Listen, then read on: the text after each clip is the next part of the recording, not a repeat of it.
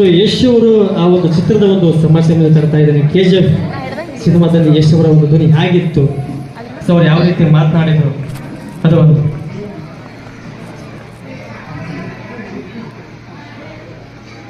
ನಿಮ್ಮಪ್ಪ ಯಾರು?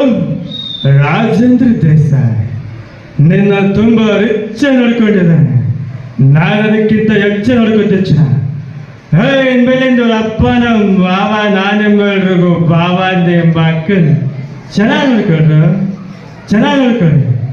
ಪ್ರೀತಿ ಇದ್ದವ್ರಿಗೆ ಹಸಿವೆ ಜಾಸ್ತಿ ಅಂತ. ಟ್ರಿಗರ್ ಮೇಲೆ ಬಲಿ ಇಡ್ತಾರಲ್ಲ, ಶೂಟ್ರ್ ಆಗಲ್ಲ, ಹುಡುಗಿ ಮೇಲೆ ಕೈ ಇಡ್ತಾರಲ್ಲ, ಗಂಡಸಾಗಲ್ಲ.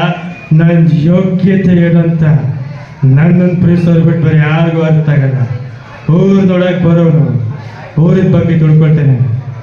ಊರನ್ನ ನಾಳಕ್ಕೆ ಬರೋದು ಇಡೀ ಊರಿಗೆ ಏನಂತ ತೋರಿಸ್ತಾನೆ. If you think you are bad, I am